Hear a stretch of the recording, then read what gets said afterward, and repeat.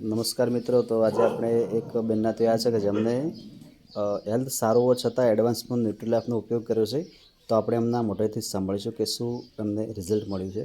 તો શું નામ છે તમારું? જ્યોત્સનાબેન. જ્યોત્સનાબેન રામજીભાઈ, બરાબર. ગામ? ધરપડા, તાલુકો ડીસા, જિલ્લો બનાસકાંઠા, બરાબર.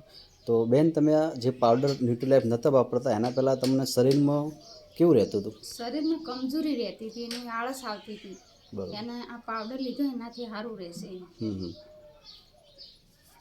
પછી જ્યારે ન્યુટ્રીલાઇફ લીધો અને એના 10થી 15 દિવસ પછી તમને શરીરમાં શું ફેરફાર જોવા મળે?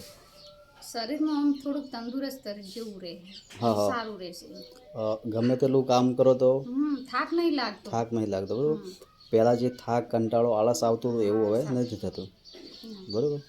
તો બીજી લેડીઝો જે ઘરકામ કરે છે એમને તમે શું કહેવા માગો છો? એમને આ જ વાપરવાનું. હા, કે દરેક વ્યક્તિએ આ વાપરવું જ જોઈએ, એમ ને? બરાબર. તો શું તમે આ પાવડર લેવાથી ખુશ છો? હા, ખુશ. ઓકે, થેન્ક યુ ટાઈમ આપવા બદલ.